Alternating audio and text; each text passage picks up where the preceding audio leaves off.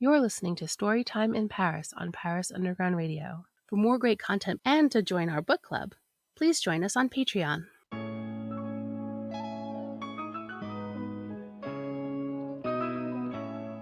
Since well before Victor Hugo looked up at Notre Dame and thought, what if a hunchback lived in there? Authors have been inspired by Paris. Welcome to the Storytime in Paris podcast on Paris Underground Radio, where we keep that tradition alive by showcasing an author with a French connection in each episode. Every episode will feature 5 questions asked by you, our author's biggest fans, and answered live on air. Then our authors will treat us to a reading of an excerpt from their book. I'm your host, Jennifer Garrity. Would you like to join the Storytime in Paris book club? Head on over to patreon.com/Paris Underground Radio and stay tuned to the end of this episode for more information. Welcome to the Season 4 premiere of the Storytime in Paris podcast. This is going to be a very fun season with books ranging from suspense to magical realism to historical fiction and everything in between. My very first guest is author Kate Riordan. Kate is a writer and journalist who has 5 fabulous novels under her proverbial belt. We'll be discussing her 4th novel, The Heatwave, which was a Richard and Judy book club pick in our next Storytime Book Club at the beginning of November, so stay tuned to the end of this episode for more information about that. But we're here today to talk about Kate's latest novel, Summer Fever, a psychological suspense set in northern Italy. It's the story of Laura and Nick, a British couple who've decided to fix up a villa and start a new life in an attempt to save their failing marriage. And Madison and Bastien, their first guests, who arrive with secrets of their own. Please allow me to introduce Kate Riordan, author of Summer Fever. Hello, Kate. Thank you so much for joining me today. Can you start by telling us a little bit about yourself? So I'm Kate Riordan and really pleased to be talking to you today. My latest book is Summer Fever, which is set in Italy. My connection to France is that I just adore France. I've been every year of my life. I'm a real Francophile, although my French isn't perfect. My last book, The Heatwave, was set in France and I wrote some of it while I was there. It's set in Provence and I'd always wanted to set a book in France and really enjoyed doing it. And to be honest, I would set books in France forever, but I can't do it every time. So I moved to Italy for this one. So can you tell us a little bit about this one? This one is Summer Fever, right? Can you tell us a little bit about this one? Yeah, so Summer Fever. So it's a contemporary psychological suspense novel like The Heatwave was. And it's about Nick and Laura, and really their marriage is struggling. So they decide as a kind of last chance saloon that they're going to sell up in London and move to Italy, buy a guest house and rent it out to guests and just have a completely fresh start.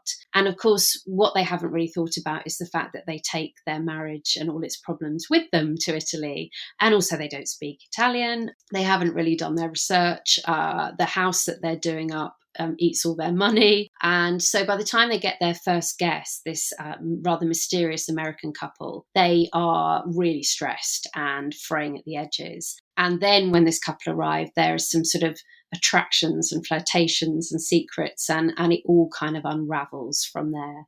I don't know how much more I can say without giving stuff away, but you get the idea. Yeah, exactly right. So I have compiled some questions for you. And just as you said, we're not going to talk about any spoilers or anything like that. We'll just hint around everything. Thank you. It's difficult with these kind of books because, and I find it difficult not to give things away, but I appreciate that. Thank you. Well, yeah, no, I mean, what's great about your book and these kinds of books is the discovery of it all. So I wouldn't want to ruin that for anyone else. Mm-hmm. Although this book has so many twists and turns, I think it would be very difficult to give away everything. Yeah, no, I hope so. Yeah, I try and put in quite a few. I always want there to be a big midpoint twist. But also it's fun to sort of sew in lots of little extra secrets and little twists and turns just to keep people guessing. So thank you. That's a nice thing for you to say. Absolutely. So, all right. So starting off these questions, you mentioned in the acknowledgements that this book started off as a book about a marriage going wrong and then sort of morphed into a story about sisterhood and solidarity. Can you talk a little bit about that transformation? That's a great question. Yeah, I totally. I mean, I got divorced myself actually in COVID. A very happy divorce. I'm very good friends with my ex-husband, so that was all good. But I think it was a real eye-opener turning 40, and I'm just over 40 now. And I thought, yeah, this is a time when you start. You're halfway through life if you're lucky. And so I thought, yeah, I want to write about relationships and that idea that when you get to 40, you wonder if, is this enough? And is this enough for the rest of my life? So that was my starting point. But then my American female character, Madison, I really had so much fun writing her. And also Laura's best friend from home, Laura being the main character, the British woman. Her best friend is such a strong character. I really love writing her too. And so these women kind of took on a life of their own. And I realized how important women were to Laura, kind of more important than the romantic relationships. And it got me thinking about how the women in women's lives are actually often sometimes they're the love of their life, but we don't really realize we're so concentrating on our romantic relationships that our best friends sometimes take second place. And so I found that kind of ended up not taking over. I mean, the marriage strand is still really important. But for me, what I didn't want to do was just set women up against each other and in competition. So even though there's elements of infidelity and betrayal, I wanted kind of by the end there to be some sort of resting place between all the various women. And again, I'm trying not to give things away.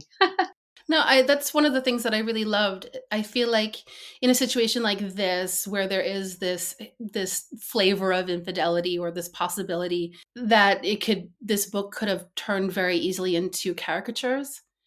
And in the beginning, when Laura and Nick are looking on Madison's Instagram because she's coming to visit, so they look her up online as we all do, and they see she's like this really beautiful influencer type, and they sort of stereotype her among themselves. I really loved that when she showed up, she was like this, she was a surprise.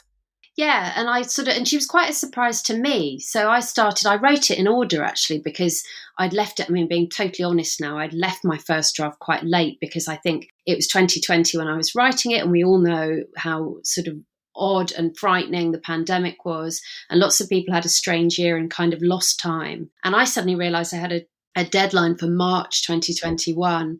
And so I wrote it in order and I wrote it quite quickly. And so in many ways, Madison took me by surprise. She started off as this, like you say, this Instagram type, quite superficial, quite vapid, quite bitchy type who I was just going to throw into the mix and set her up really as an enemy for Laura. And actually, that's not how she turned out at all. And I really liked her and she was my favorite character. I think I should probably say as a caveat for people who haven't read the book that I realised that the main characters aren't necessarily likeable. They're quite difficult, some of them. And it's interesting reading the reviews and this idea that, some readers want really likeable and sort of relatable characters.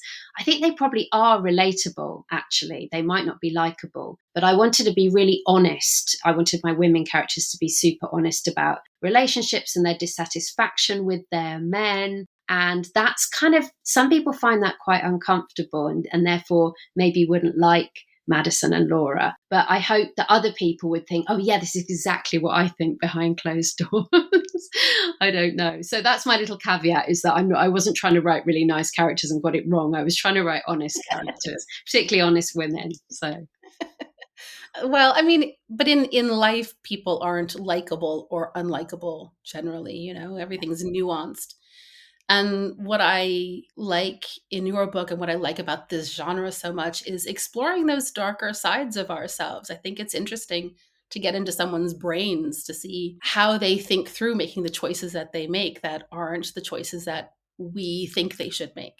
Yeah, exactly. And I think there's been, just in the last maybe 10 years, I think there's been more freedom for women to explore that. And even, since I've been writing, I've had less kind of comeback, if you like, from my editors about, oh, well, so-and-so, we don't like her and readers are not going to like her. There's more freedom now to explore that. And I think, like you say, this genre is particularly good for that stuff. We expect characters to be difficult and dark and do dark things.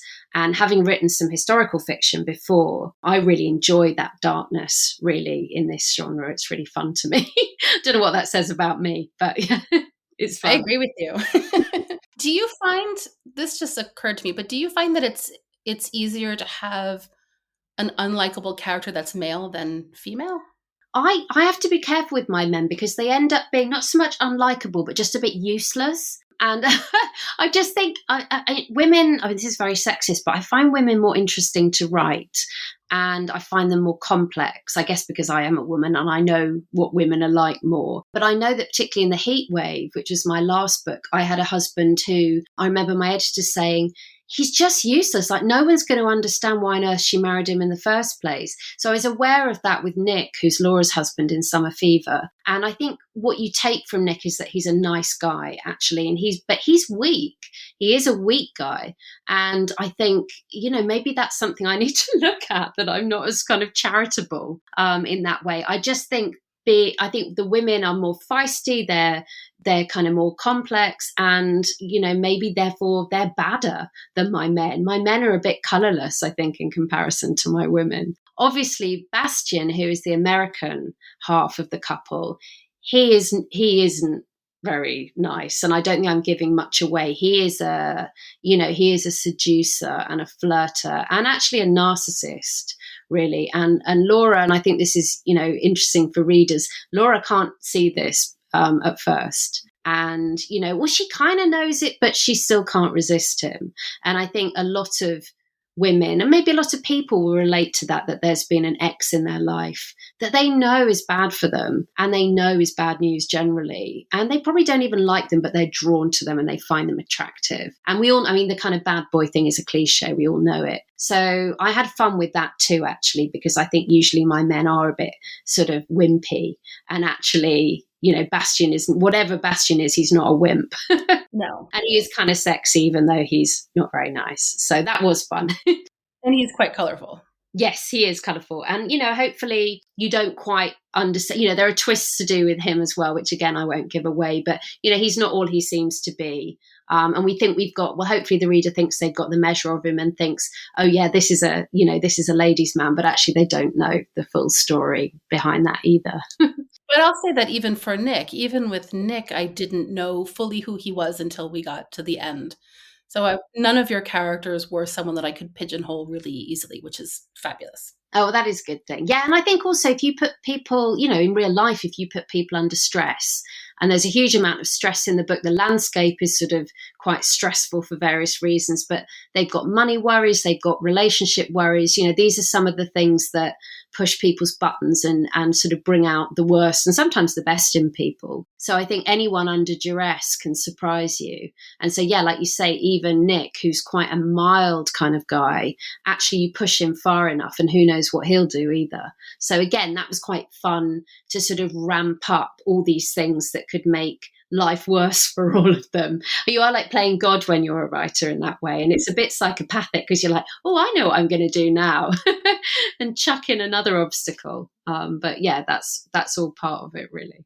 So this book has a really strong sense of place, and the villa and the town and even Italy itself feel like they're characters in the story. Can you talk about why you chose to set the story where you did? Well, thank you. I take that as a real compliment because all my favourite books have got a really strong sense of place.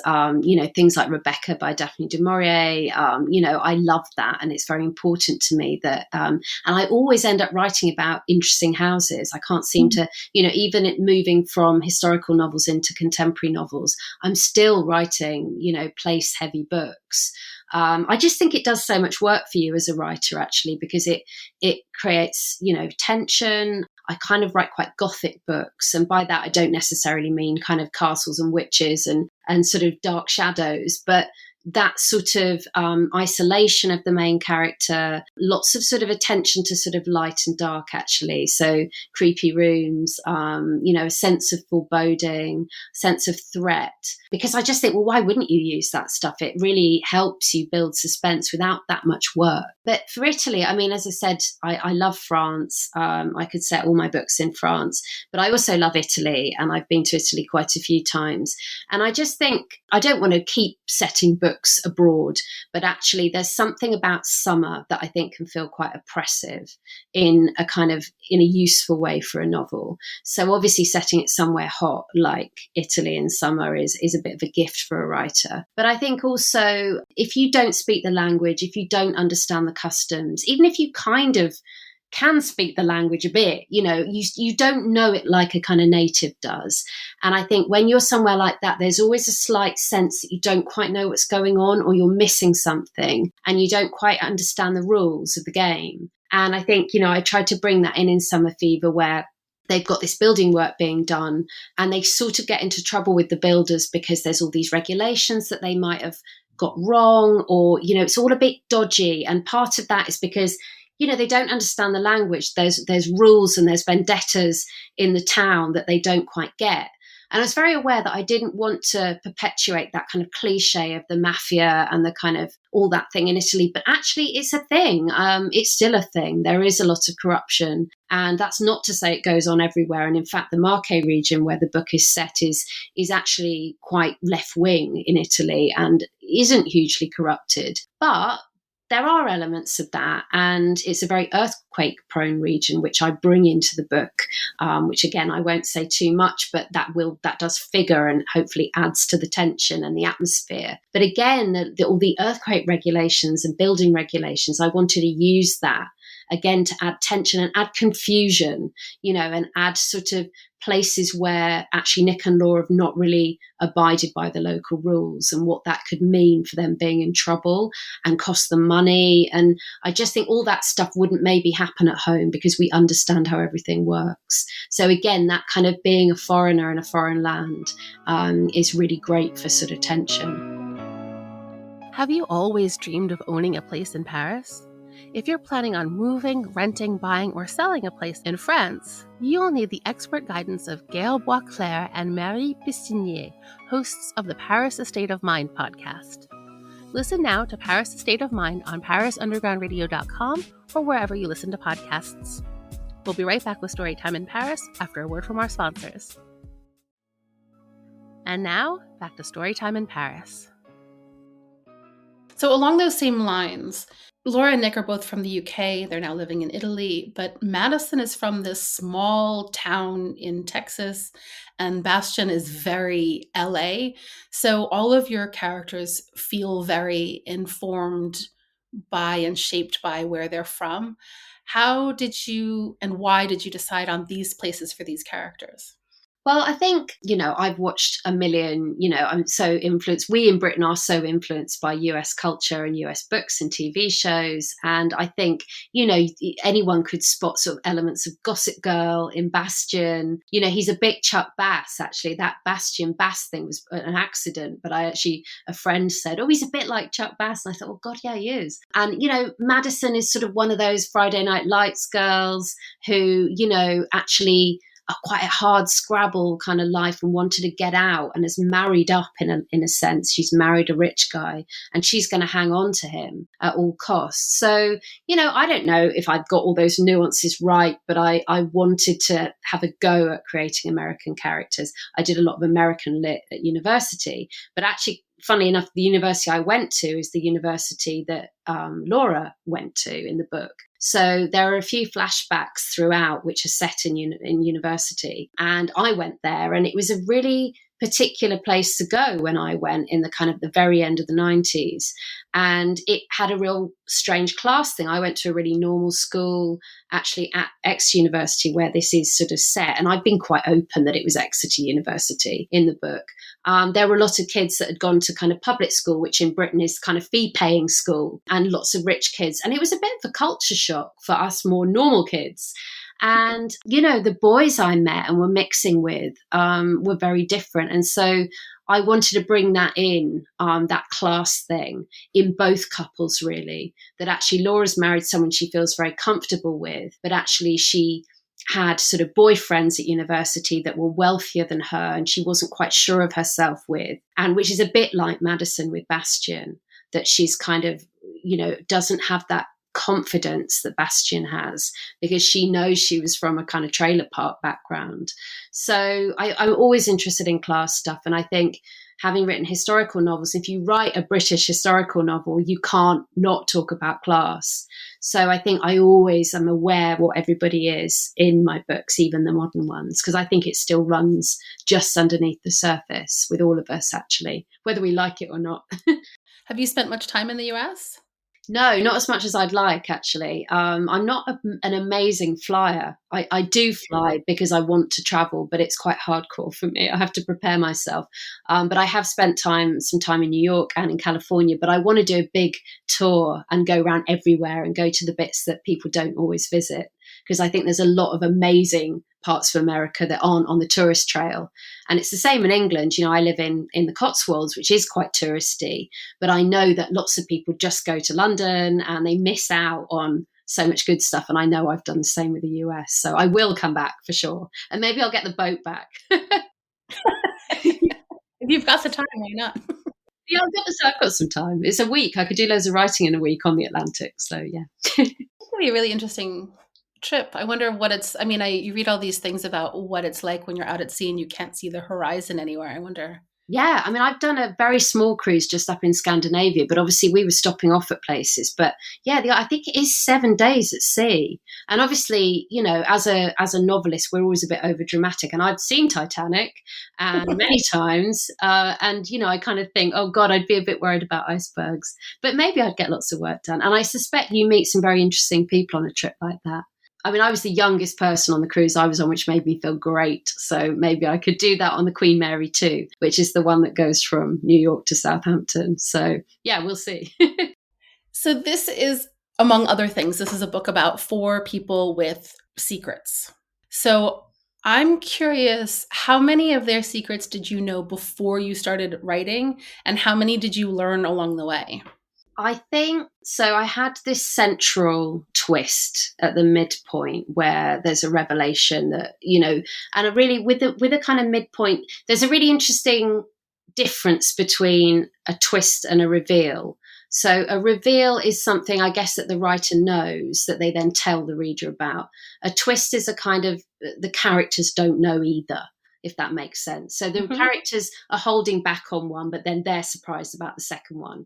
So it's really a midpoint reveal rather than a midpoint twist. So I have in a sense, an unreliable narrator who has omitted something and has not let the reader know something quite crucial. So I knew that was coming and I knew I was going to do that. But then it was sort of, once I got to know the characters better, and this is what always happens, it always sounds a bit pretentious, but they do sort of take on a life of their own a bit, and they kind of give you more stuff to work with. So someone like Madison, like I said, she started off as quite superficially bitchy, and I was going to make her really unpleasant and fairly two-dimensionally so. But as I got to know her better and like her more and root for her more, I wanted to give her more agency, if you like, and I wanted a better end for her. Again, I'm trying not to give anything away, but I sort of, I wanted to wrap her story up as well as just sort Laura out. I didn't want it to just all be about Laura. And so that made me and sometimes you have to sort of reverse engineer your plot. So as things occur to you and you think, I want to work that in, then you maybe have to go back and rejig what you've already done. So with this kind of book, there's a lot of, I work in a program called Scrivener, which is a bit like Dabble, a bit more complicated, but really with a Word document, it's quite tricky to work with if you've got a story with lots of secrets and twists, because you need to be able to move chapters around. So I often don't tell a story in completely chronological order, because that will give things away too early. There does come a point about maybe halfway through where I'll maybe make a list of all the secrets and things I'm keeping back, and then try and work out how I can drip feed them through the book, so that I'm not keeping the readers so much in the dark that it's frustrating, but that I am kind of keeping them reading because they don't know everything yet. And then just when they think they know, then there's something else that twists again. So that was a long answer to a short question. So really, I know some and I don't know others. And sometimes neat things will occur to you kind of in the middle of the night or when I'm walking my dogs or something. And I think, oh, I could chuck that in as well. And that would be a nice little extra twist. But yeah, usually it's a case of having some big headline things that you maybe tell your editor about, which will make them want the book. Other things you sort of occur to you as you write, really. So you actually just spoke to my next question, which is how do you navigate when to reveal something so that you keep the reader guessing, but also give us enough time to digest what's just happened instead of just overwhelming us with new twists? Well, I think it is just a case. I mean, this is where I would love, because I'm quite efficient, but I'm quite lazy as well. Lazy is maybe the wrong word, but I would love to just write a book out perfectly. That's my dream. And I kind of naively, every time I start a new book, I think, okay, this one I'm just going to write out and it's just going to be done. And really, I'm just going to need to polish up some sentences and make it a bit prettier. And then it's done. Actually, particularly with this kind of book, there's a lot of heavy lifting structurally after you've written the first draft. And there's no way that you can get all those reveals and secrets in the right order straight away. And, you know, sometimes you have to dial stuff up and sometimes you have to dial stuff back. And that's when you really need another reader. Or you need to leave it alone for a while yourself and come back to it and read it fresh. So you can say, okay, that thing in chapter 2, that little comment, that sideways comment in chapter 2 is actually really obvious that, you know, you're sort of foreshadowing this secret really obviously. Or you think you're giving clues which actually no one would ever spot in a million years and it just feels like mud for the reader. So that is a process that is like on your third, fourth draft where you're tweaking all those secrets so that they feel satisfying and they feel smooth and consistent in the way that they're sort of presented, if you like. So it's a really weird job. It's very, I think of it like right brain and left brain. So the right brain stuff is the creative, like making a lovely scene, lovely imagery, sort of lovely sentences. And did I say that the right way around? Yeah. And the left brain stuff is all the lateral thinking, the kind of plotting and the structuring. And, you know, that stuff, you have to be in the right mood for both. And you can't do both as you go along. You have to do them as separate jobs. And I have to put my editor hat on to do that stuff. And then the kind of airy fairy writer hat on to do the sentence stuff. So very interesting. Yeah. Yeah. Were there any twists or reveals that you left out?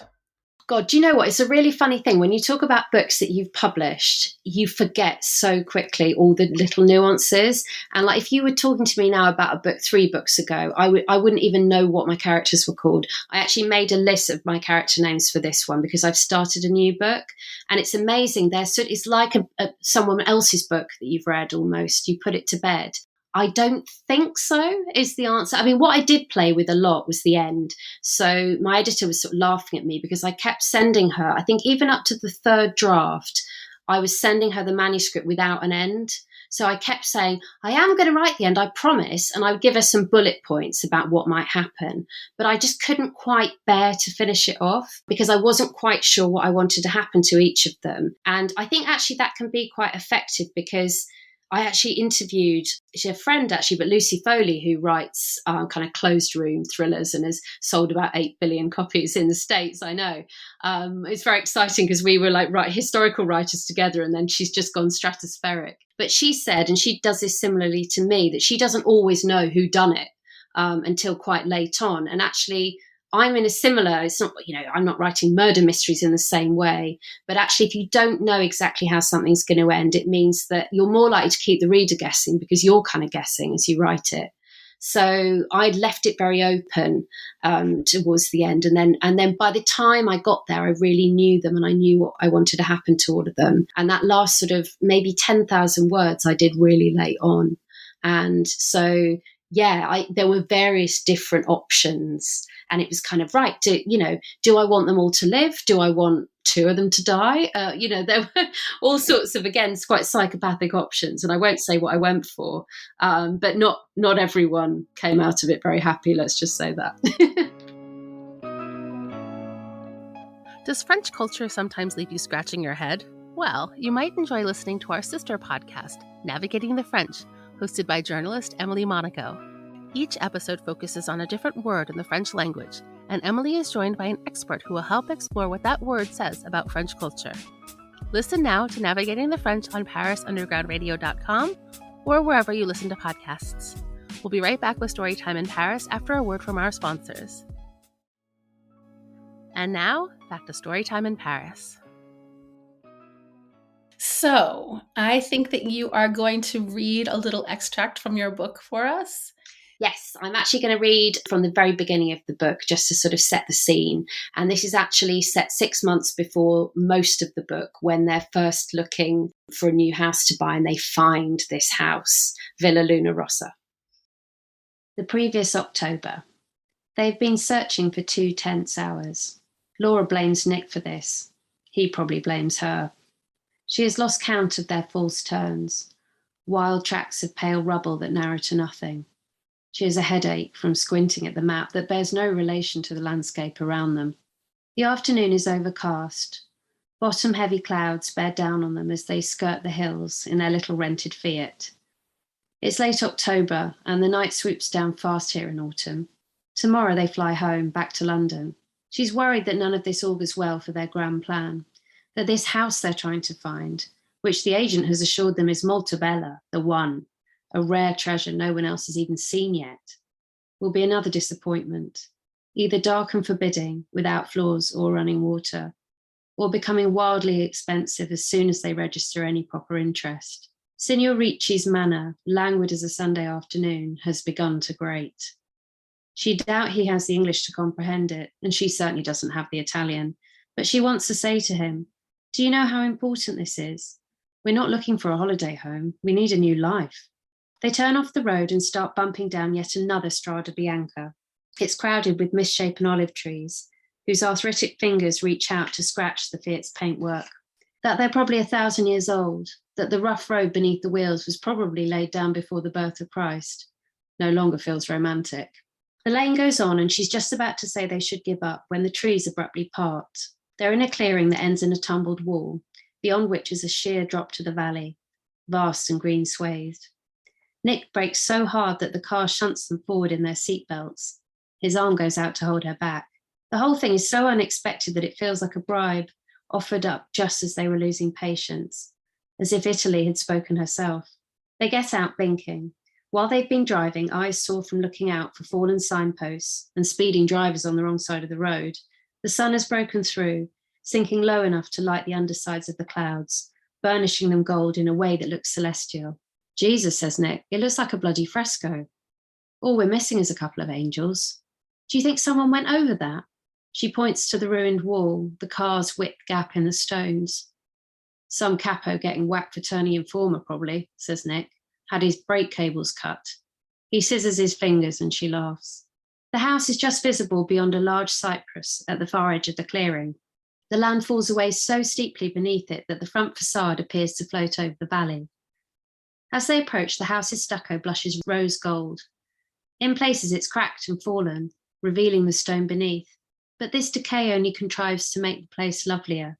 At that moment, a hilltop village in the distance is spotlit by the sun, grey walls and terracotta roofs dialed up to ochre and carmine. For years, she had browsed Italian property online, sending Nick links, fantasizing about a new life in a new country, a rambling old house of a size they could never afford in England, made beautiful and rented out to guests. But it had been a little more than a game until the second miscarriage. After that, relocating became Laura's alternative, an actual plan B. She knew Nick wasn't sure, but they struck a deal. If the third round of IVF didn't work, he would seriously consider it. Her heart has begun to beat fast. She feels a sort of desperation that Nick won't see what she's seeing, that he won't get that this place is it. "I'll die if I lose this house as well," she thinks, in all seriousness. As well. She already feels certain she will miscarry again. It's just a matter of when. She glances at her husband, who is already at the front door, fitting the enormous iron key Ricci gave them into the lock. "You owe me this, Nick," she thinks. One of those hard little thoughts that come unbidden now. But then the door swings in and he turns back to her with a smile. She can see her own excitement reflected in his face. It's still a beloved face. Softening, she goes towards him. and towards Villa Luna Rossa. Fabulous. Thank you so much.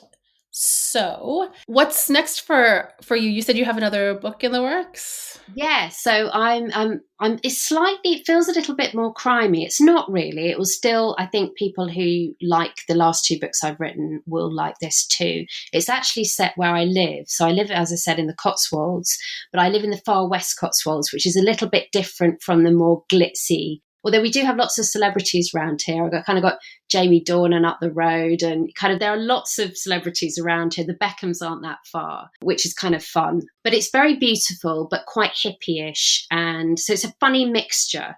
And I thought it would be actually a great setting, and it would be a nice change from writing these very sort of glamorous foreign sort of holiday places, because I didn't want to be pigeonholed into forever writing a different European country. So it's set in there, and it's actually the main character is in the police. So that does make it sound much more crimey, but actually she's a bit of a maverick and not really a typical police woman. So again, there is a murder of a celebrity at the beginning of that, and it's about that investigation and how she gets too embroiled in the family that she's working with. So I've literally just started that and I'm enjoying it. It may not end up looking like that by the time I get to the end, but that's roughly what's going on with it at the moment. I love it. Very intriguing. Thank you. So where can people find you? How can they keep up to date with what you're doing and what's next? So I'm on Instagram and I'm on Twitter. I won't lie and say I'm a prolific social media user. I am a bit of a hermit. I do disappear a bit, but I do keep up with those a bit. And, my books are on Amazon and all that stuff. So, yeah, I should have another book out. I seem to fall into a kind of every 2-year pattern. So I hopefully will have another one out in 2024. But it's been really a pleasure to talk today about summer fever. And the summer's kind of coming to an end now. So, if you need an injection of sunshine, hopefully, even though dark things are happening, the weather's lovely. That's true. Well, thank you so much, Kate. This was wonderful. Thank you for taking the time. No, my pleasure. It's been really fun. Thank you again to Kate Riordan for being such a fabulous season 4 premiere guest. You can keep up to date with Kate on Twitter at Kate Riordan UK and on Instagram at Kate Riordan Author. Please join me next week when I'll be chatting with author Robert Dinsdale about his latest work of magical realism, Paris by Starlight. Check back in to see if your questions have been answered and to hear a reading from his book. Join our book club. The Storytime Book Club welcomes authors who have been featured on this podcast to come talk more in depth about their books. Since we keep the podcast spoiler-free, this is the perfect chance to get all your specific questions answered. Our next guest will be season premiere guest Kate Riordan, discussing her book, The Heatwave. For more information, including sign-up, please join us on Patreon at patreon.com/Paris Underground Radio. I'm your host, Jennifer Garrity. You can find me on all socials at Jennyphoria. That's JennyPhoria. Thank you for listening, and until next time, happy reading! This episode of Storytime in Paris was produced by Jennifer Garrity for Paris Underground Radio. For more on this show and shows like it, please visit parisundergroundradio.com.